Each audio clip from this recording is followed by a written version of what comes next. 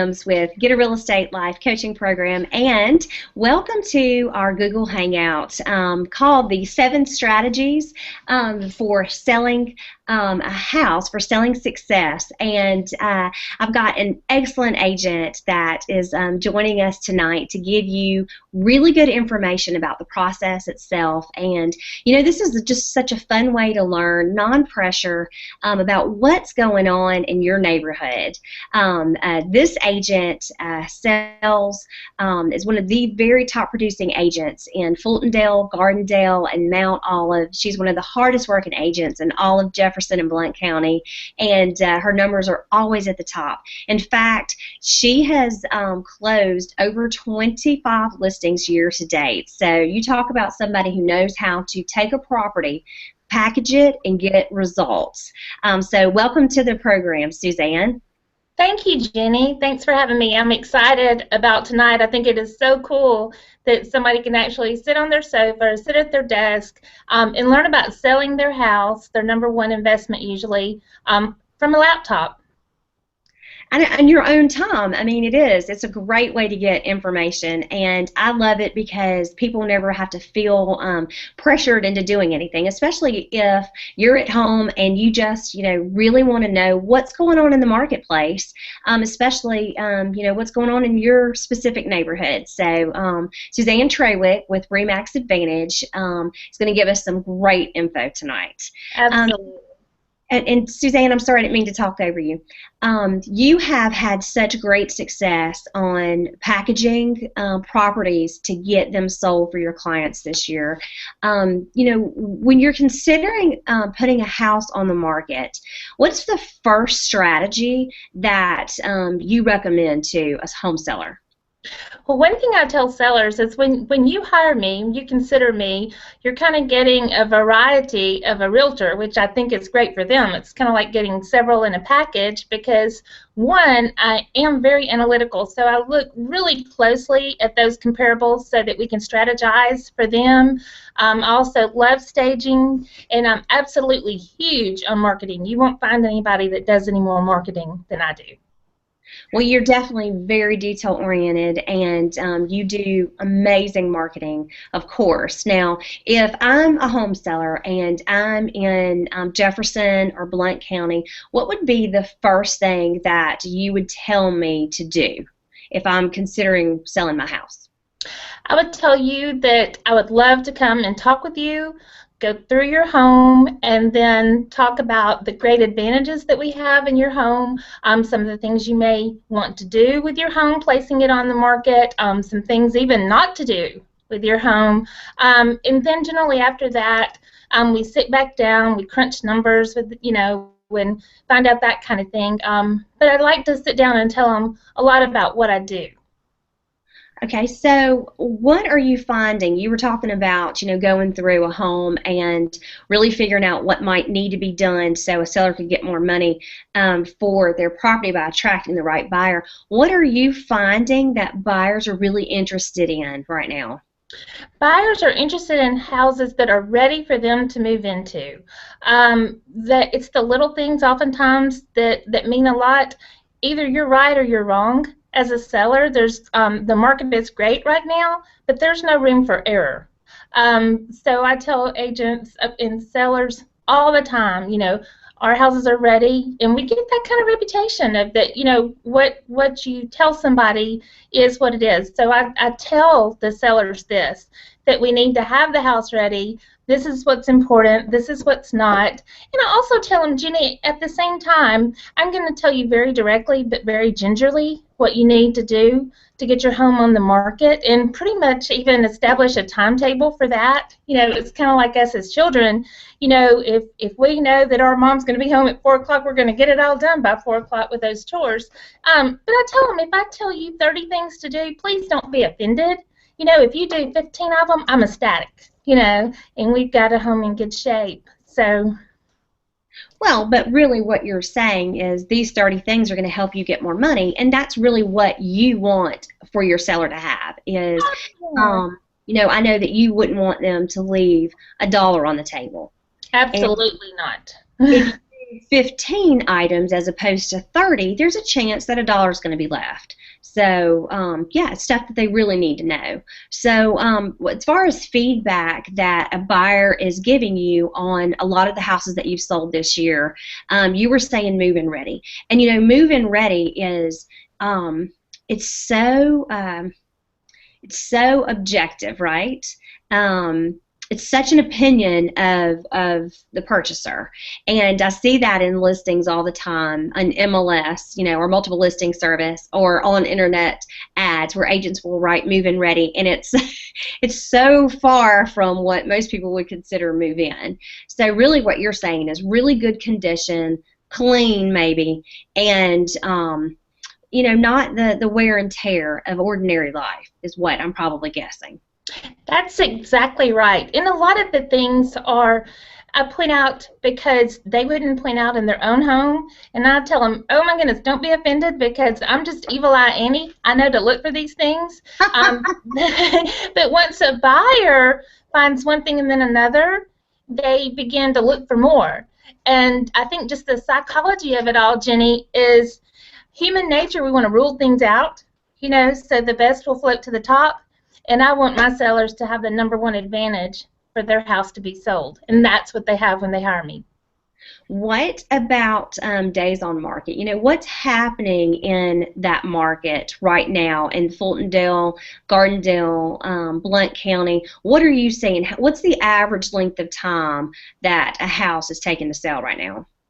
For my listings, my average currently is between 53 and 58 days on the market. And okay, I think that's great because that's above average. Yeah, that's really fast. That's great. So are you seeing an extended time of maybe, 100, 120 days, something like that is on average? Or can it be much longer than that is that's typical in the market? I think probably about 120 is average. I would need to pull that up, but I think pretty much that would be correct. I think the reason mine is significantly lower is I educate my sellers and I say a lot of the information that I have provided to me, you can get a bit of that as well. And so these sellers are so educated because we're in such an immediate gratification world that they can pull up a lot of comps. They can do a lot of things like that. And I just tell them, you price it right. Again, there's no room for error. And when we price it correctly and put it on the market, we expect it to sell for there or very near there. And other agents know that about me. So, and that's, the second strategy right there. Absolutely. Is pricing it correctly. So what happens when you find that sellers could be, because it's completely natural, as a home seller, I want to try to get as much money as I can for a property. And, so I may be unrealistic. What do you tell somebody who feels like, they've got to put their house on the market and get a certain amount because of where they're moving to? How do you address that? I really like to work with people that have realistic expectations.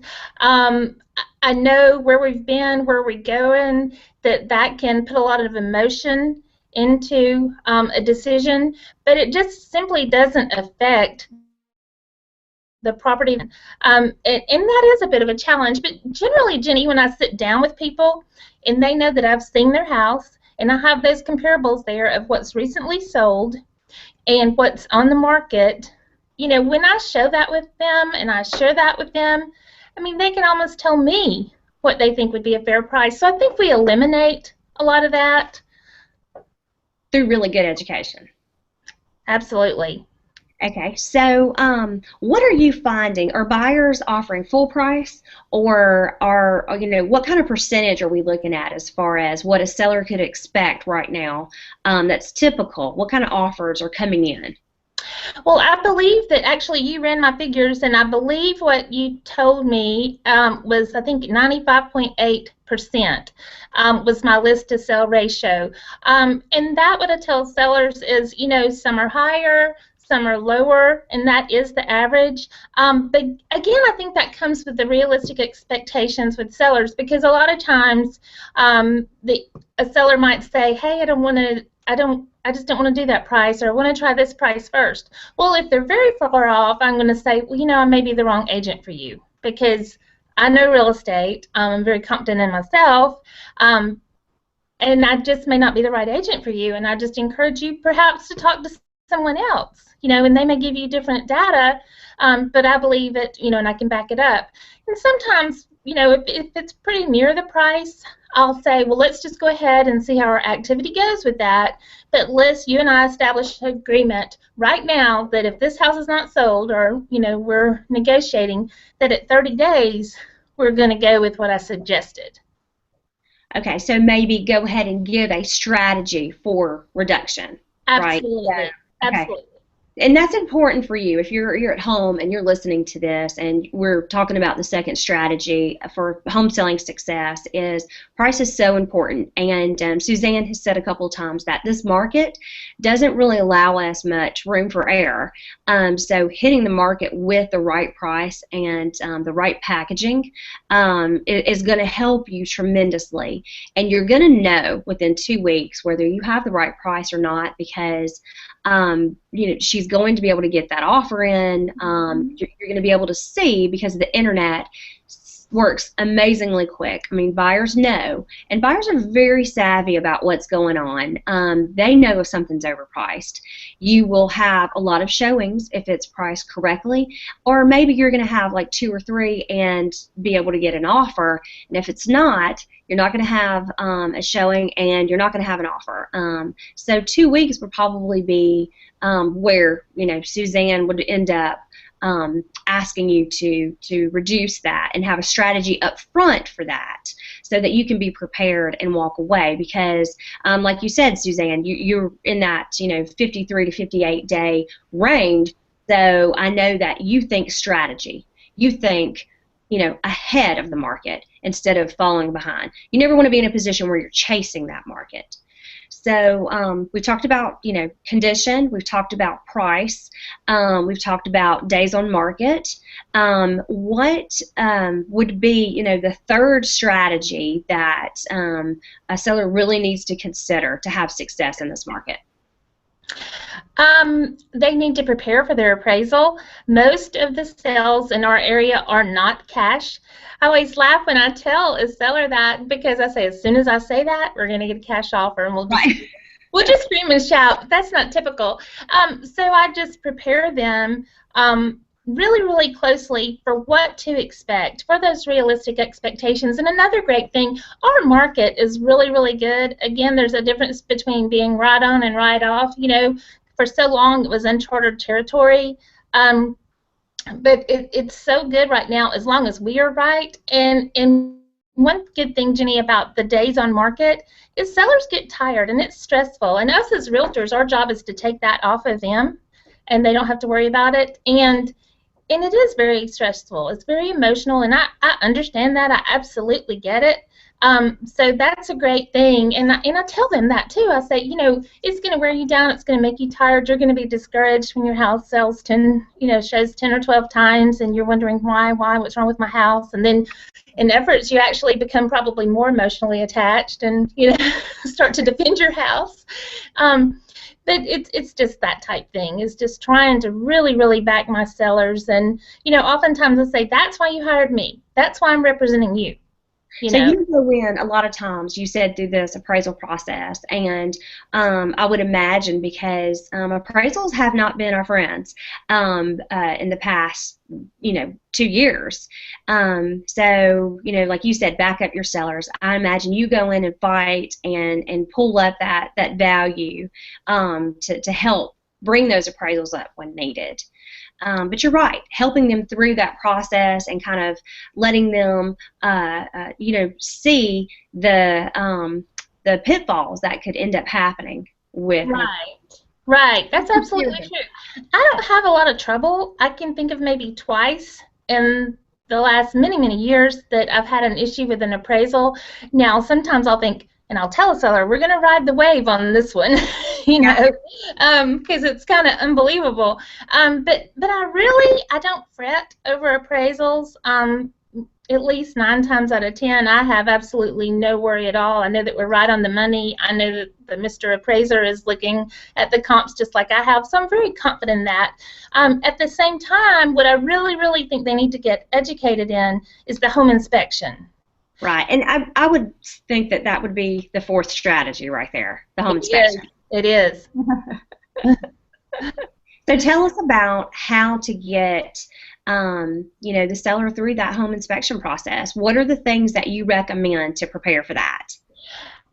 A lot of the things I notice as we go through the house, and then again, I'm not the home inspector, so I can't tell them things, but some things I can outright say, let's go ahead and take care of that because that's going to come up. I can bet you 90 to nothing that's going to come up, so, let's knock that out before we even put it on the market. Home inspectors kind of comes under, a lot of times it's an art, not a science, and it depends on who you get, what they see, what they don't, how their day is going, all that kind of thing. There are some fabulous, fabulous home inspectors, and then there are some that don't have quite the credentials, just like realtors, that it's who you choose and who you like and want to do business with. But a lot of people have the philosophy, hey, if I pay a home inspector $300 up to $450 or so, depending on the size of the home, etc., they have that mentality that I paid him, I'm going to get something out of that. Right. And some people are just teased as pie to know that he didn't find anything. And I always tell the sellers and my buyers, does it change your opinion in buying the property? So that's how I educate my sellers. But tell them at the same time, we're not going to buy the house back, for several little minor things. Right. Well, and I think probably some good tips for that is making sure the house is really clean before the home inspection gets there, home inspector gets there, because cleaning makes a huge difference in the impression for maintenance. If the house is dusty, dirty, and I'm talking baseboards, then that home inspector is going to create things in his own head about how the house has been maintained, and he's going to be looking for extra things. And I think that's fair. I think that is a fair situation. I do too. Don't you also agree that make sure all the light bulbs have been switched out? I have to tell you, that's my pet peeve, Jenny. Oh, good. Okay, good. I normally drive around with light bulbs in my trunk because it does. It's one of the things that does annoy me, So, we all have something in our back pocket that we say, "Oh my goodness." Well, and of course that proves if you drive around with light bulbs in your trunk to help out your sellers is because a home inspector, he has no choice but to say there are electrical issues here. Right. It was probably just a light bulb. Yes, he's not going to take one light bulb out of the kitchen and take it to the bathroom. I'm pretty sure he's not going to do that. And so then he's going to say he doesn't know if it works or not. So why don't we just eliminate that up front, and put a pack of light bulbs in our grocery cart, and let's get them all going. Also, it looks so much better for the photos. I never want anybody to have a professional photo, which is what I do. I do hire a photographer to take photos of the home because I'm a realtor. I'm an absolutely fabulous realtor. I'm not a photographer. I'm just not. But if he shoots photos of the house, that would be our fifth strategy is professional photos and marketing, but I would like to make sure that we touch a little bit back on that home inspection before we go into the professional photography, just because I think it's so important. And I interrupted you just because I was pointing out that you were talking about a strategy. Oh, that's okay. I'm sorry. No problem. Well, and so I also, where I would imagine a home seller to prepare for that home inspection is cleaning the air filters. Make sure there is a fresh one end. Wouldn't you agree? I do agree. In fact, I have a sheet that I generally send before we list a house, and then I give it to them again. Because of the things, there's so much dust on our blinds, above our ceiling fans, in the vents, in the bathrooms, behind the doors. It's things people don't see. The light switch plates, every day, day in, day out. So I do have a list, and if anybody wants it, whether selling or not, just shoot me an email or whatever however you want to communicate, and I will get you that list whether you're selling or not. And share what your email address is, and that way, if you're at home, home seller, and you're actually thinking about putting your house on the market, that's some great information. Is a checklist that Suzanne can provide you on how to prepare for that home inspection. So, Suzanne, if you would share your email. Yes, it's Susanne Traweek, SUSANNETRAWEEK @gmail.com. Right. Well, thank you for supplying that. Absolutely. If whether you're selling or not, it's good information. Right. Anything else on that checklist you want to make sure to share here so that a seller will have some good ideas on, how to prepare for the home inspection? Look at it through someone else's eyes, and it's really really hard, to stand back and look at your home. Generally, Jenny, the most things I see from my home inspections that have been coming back recently are electrical issues. A lot of times that's in older homes, and in Gardendale we do have a lot of quote older homes that sell and a lot of newer ones. But most of the time what we see is electrical, plumbing, and people think they have no issues at all. And those are not huge issues, but they do need to be resolved. And sometimes those are things that the appraiser will find, and sometimes it's not. So what I think really is important to focus on is what a lot of the appraisers say: safe, sound, and sanitary. We don't need anything that's a fire hazard, anything that's going to cause any problems that we're aware of. So we would need to definitely straighten those items out. That's for sure. And we've had in this market agents that have had 13, 15 finalized contracts where buyers have completely backed out. And a lot of it has to do with their perception of the home inspection. So kudos to you for really preparing the home seller for this, because just because you finalized a contract doesn't mean that you're going to actually go to closing on it. That's right. It's a step-by-step process, and I do think setting those expectations is why I don't have a high fall-through rate. And as the market changes, we might have a little bit less tolerance to that, and things are changing a lot. But sellers are so sweet, and they'll say oftentimes, are we good, are we good, are we good, and it's a step by step, and oftentimes, we want to get that home inspection, then we want to get that appraisal, and the closer we get to closing, we anticipate that we are going to close, of course. But I think that's probably why I don't have a high fall-through rate, is because I love to hold sellers' hands. That's just what I do, is I love to hold their hands through the process, and that's worked out well for me, because year to date I've sold 49. So I think that's working out pretty well. You are definitely passionate about working with home sellers, and your heart has always been there ever since I've known you for the past few years. That's what your focus is really strategizing for that home seller. So you mentioned the next strategy, and that was professional photography and marketing. So tell us a little bit about that, how a home seller can have success through stepping it up and standing out in the crowd. It's amazing the difference, because oftentimes when I go to list a home and I see it sold several years ago, or perhaps someone didn't have good fortune and so they called me the second go round to put their house on the market, and I just kind of stop in my tracks and I go to research it, and I'm like, there we go. There might be 6 photos, and I think we can put in MLS 34. But I tell the sellers I hire the professional photographer. Sometimes when I say we're going to get professional photos, they back up and go, what? And I have to tell them real quick, no, I'm handling that. I'm your realtor. I've got that covered. That's part of you having a realtor, a good realtor. I just want you to have it ready. And when it's top notch, then we'll send the photographer. And I have a great, great photographer that I work with, and he's very accommodating. Well, good. And though it's so important to have very professional photos, because when it goes into our multiple listing service, it goes out to many, many websites. It goes out to Zillow. It goes out to Trulia. It goes out to Realtor.com. It goes out to so many websites, and how you present that property is so important, because that's the first thing that a buyer sees and will judge, and they'll hit that next button every single time if the photos are not flattering.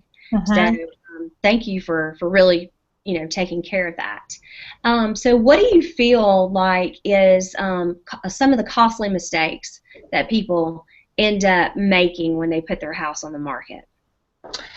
I think one of the things right now that I see where we lose a lot of value, truly, as for lack of a better way to say it, is there are so many homes right now where we talk about decluttering, staging, and oftentimes it's switched off, and we don't know the difference. And staging is decluttering, and now space sells. Space sells.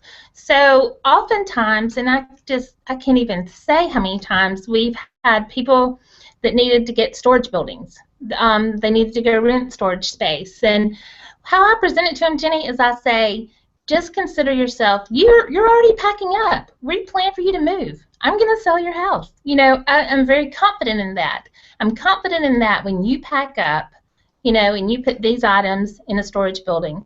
And a lot of times they are hesitant about that initially, but when we talk through it, and I say, you can pay for a storage building for maybe 3 months, and it's $60, $80 a month. And the things in your house, the space will just look tremendously larger. And again, we're selling space, so we don't need things on the corners, rugs on the floors. Right. Well, and it's just a lot more attractive to a buyer. That's right. I would even think that bright, bold, off-putting colors is probably a costly mistake. Would you agree? Yes, I do absolutely agree. And that's when I come in and I tell the sellers a lot of times the way we live in a home is not the way we sell a house. We need a calm, even flow, such as what's in your office here. I really like that. And it's calming, it's soothing. But for years, people didn't care about the flow in their carpet. From one room to another was purple, green, beige. Right. Maybe the little girl had pink or Pepto-Bismol color. And I've seen a lot of those. But now we need to have a steady, even flow. Color, too much color. So. Well, and I've heard the analogy quite often is if a buyer does not like the paint color, they're going to end up giving you $5,000 less when it will probably was just a couple $100 to fix that. I would think that's a really costly mistake. Yes, and isn't that amazing? Because really, paint is the least expensive fix there can be. It's not like you're remodeling a kitchen or you're not remodeling bathrooms or putting down new flooring. But people don't like to paint. They really don't like to paint. And if they paint, they want to do it on their own time. So your market is well, I'm sorry. Let me think one thought. One of the costly mistakes that I would again just imagine that you may be faced with is that oftentimes we hear the cliche that the first offer is normally going to end up being your best offer. And I have seen sellers make that costly mistake. They don't try to negotiate or work with that first offer, and they'll wait 3 months till they get another one, and it's way less. Is that your experience too? It really is. Oftentimes, to me, that's happened more when I'm representing the buyer. But it is a saying that your first offer is the best. I don't really know how true that is. I think a lot of it depends on that education of the buyer in showing them the comps and getting them to make a fair offer. If you buy down in your own neighborhood and you try to get a deal, to me, if you get a deal, there's a reason why. And if there's a reason why, then it's not a deal, And I'm so sorry, I'm coughing. That's okay. I think that may be the next candidate for that. Excuse me. I've been fighting this cold, but I think you're right. You are in a booming market as far as growth right now. You've recently gotten Targets and, Starbucks and, so many things have been coming to your area. What is the typical buyer choosing right now? Is it more toward that new construction neighborhood, or are you finding that resale homes are selling just as well? Give me that experience of what you're seeing out there. I'll tell you, in Gardendale, Fultondale, Mount Olive, garden homes sell extremely well. They're pretty much known for years, and even currently, that they continue to sell well. They hold good value for pretty much across the board. And once they're gone, they pretty much sell quickly. In Gardendale and probably Fultondale, what we actually could use is more homes like from 150 to 200. So if you have a home that's 150 to 200, by all means call me, because you may have more cash in your pocket than you'd anticipate. But I know in Gardendale, it seems there's a jump from 150 to 200. You know, it's just kind of like you go from 149.9 to over 200, and a lot of people, for first-time buyers and for families, that's in their comfort zone, what to buy and what they can afford. Okay, that's really that's really good to know, because that means that you've got a smaller percentage of higher-priced buyers out there. That's right. Okay. All right, so excellent tip. So what are some of your tips for the process of getting it actually from appraisal to closing?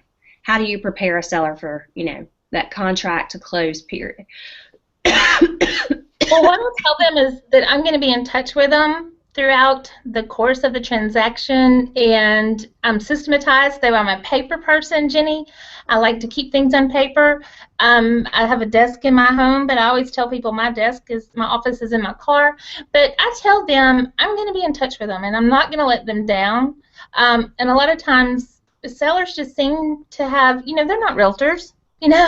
Right. They just seem to think, okay, the house is under contract, and what do we do now? I tell them, I order the septic. I order their survey. The only thing that we're really not supposed to do is order the payoff. But I'm going to be in touch with them. They're going to have a copy of everything. I'm going to talk to them. I'm going to tell them how it's going. I'm going to tell them, here comes the home inspection, and again reinforce how this is going to be. Because oftentimes sellers think if they have the home inspection today, they're going to know tonight. Sometimes that happens, maybe 50-50, but not necessarily. So I tell them, don't be concerned. Let's not borrow trouble. But, we walk through the home inspection, and then I tell them once the home inspection is negotiated, we'll be on the appraisal. Just step by step. And then a few days prior, then I order the termite for them. I order the septic, a home warranty, if there's one negotiated in the contract, and we just get those payoffs, and I tell them where to be. Well, and that would really be the sixth strategy, is managing that process, because there's a lot of paperwork, there's a lot of phone calls that need to be made, there are a lot of details that have to be taken care of, and when people are at work, it's hard for them to take care of that. So they really need an advocate to make that happen for them. That's right. And my sellers know, they'll say all the time, call Susanne. Call Susanne. And I tell them, if you're ever wondering, what you should do, that's my job. That's what you hired me for. I'm representing you, and I'm going to take good care of you. So I actually give them several cards and say, so no matter where you are, that you can contact me. So what is the seventh strategy to really get these listings, packaged right, standing out in a crowd, and get them sold? We've gone through, 6 strategies. What is the final strategy that you use to really nail down a finalized contract? That would be strategically placing, when we put their home on the market, strategically placing them and their price on the market. And I do that by showing them, after we look through the home and sitting down, because I can't tell them that. A lot of times people will call me and they'll say, what do you think I could get for my house? Or I've got this and I've got that, and and I always say, that's kind of like me pulling out a gun and shooting in the dark. I don't have a clue. I can tell you a range, but until I actually see your house, I can't give you a good affirmative value, and I try not to do that without seeing their house, to even give them a range. But once we're there, I show them, this is the homes that are on the market right now. This is what's actively on the market. And this is your competition. So you got to beat these guys out and have more value than they do for the same price, or you've got to wait on 1, 2, 3, or 4 to sell and then, hopefully it'll be your number up if you don't have more competition. Right, And to then do on the that. flip side, here's what's most recently sold. So this is what the appraiser is going to look at. So what they need to do is basically just wedge right in there, in between what's on the market and their competition and what's sold. And that's what we do. And that's what makes it so successful. And that's why my days on the market are low and my list to sell ratio is high. And that's why I don't worry about appraisals. Well, and I would also think that when you strategically position, which is our seventh strategy, that also includes a highly publicized exposure plan. Absolutely. And there are several things that you do very differently than a lot of agents to get exposure for your sellers. Do you want to share one or two of those ideas that really help home sellers again have that strategic positioning for standing out in their market? There's so much that we do. I have someone actually that helps me with that as well, and I feel confident to say you won't find any better marketing than what I provide. At the same time, I'm not going to waste any dollars. I treat my money just like I treat your money, and your money like mine. So I want to get the best value and what's going to work for you. Some people are against flyer boxes. I think if you want a flyer box, you deserve a flyer box and a new sign every time. Things like that. But we go to the depths of marketing to find a buyer for your house. We send out just listed, just sold. Sometimes that's how people find me, is because they know I've sold a number in the neighborhood. We pay a tremendous amount of money on the internet, and the reason being is because most buyers are on the internet, more than I think 90%, isn't that right? Or on the internet before they actually even see their first home. Well, and So, you're a pretty savvy online marketer. yeah, I enjoy marketing. It's a challenge and I like it.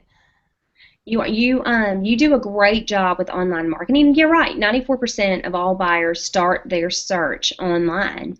So that's the place to be. Just like this kind of tool and resource that you're offering home sellers. I mean, it's something that you can do online. Yeah. Very creative that agents don't even know exist. Oh, I Um, didn't either, but my friend told me that it would definitely up my cool factor. So that's what we're doing, guys, is we're upping that cool factor. Well, and people are just learning about Google Hangouts, but Right. again, what a great way to get information to people who really need it. So we've kind of gone over, the 7 strategies of really having success in today's market. Anything else you want to say specifically about, that Fultondale, Gardendale, Mount Olive market that a home seller really needs to know? Jenny, what I really think a home seller needs to know is not just a home seller. Whether you're interested in selling now or sometimes selling catches you by surprise. So I'm always open to people wanting to know, hey, what's that house selling for? Or call me anytime if you just wonder what a property's sold for. And I'll be happy to tell you, because you don't know what you may be moving in the next year, the next 2 months. Sometimes situations changes and you go to the next chapter in your life. So I would love to be the one to keep you informed with that, whether you're moving or not. And I can do that so easily. Again, if you just let me know. And I'm just all for being informed, for most people, myself included. Your home, or it's your house when you move, guys, that's your number one. Most of the time, that's your number one investment. And I just highly recommend that you stay informed and you know the value of your home. If you have stock out there, I guarantee you know what it's worth. And whether you're selling now or years or think you're never going to move, I just encourage you to know the value of your house and of your home. Well, okay, so you're happy to sit down and show anybody whether they're thinking about moving or not. Oh, absolutely. And if they don't want to meet with me, I'll be happy to, shoot it to them. Email, again, that's the thing about technology now. I'm happy to do that. I consider that, I'm blessed and I'd like to pay it forward. So whether you're moving or not, or with And another realtor. you also have a newsletter, right? That you send out every month. So how can people get a copy of that?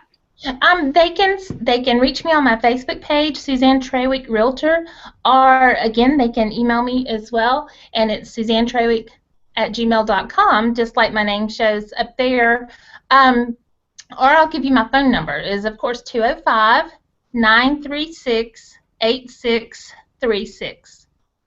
Right, because I know that I've seen your newsletters and they have a whole lot of value about what's going on in the market and also about someone within the community of Fultondale, Gardendale, and Mount Olive, um, and also some coupons every once in a while. So, Every once in a while, yeah, every once in a while we do have some coupons. We have some great local information, keeping people informed on the well, community. that's a great way for you to get some good information from Suzanne. So if you would just email her, and she will definitely put you on that newsletter list so that you can get valuable information every month.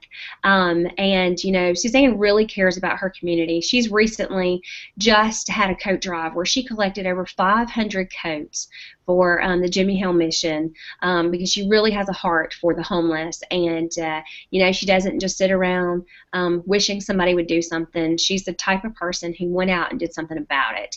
And this was your second coat drive, right? It was actually our third, my Oh, third. all right, our third coat Time drive. flies, right? I know it does. It goes by so quickly. But right in your community, and she did this and really rallied up, and the community rallied again, you know, with her to make this happen. So thank you for doing that, Suzanne. You are so welcome. It was my blessing to be able to help.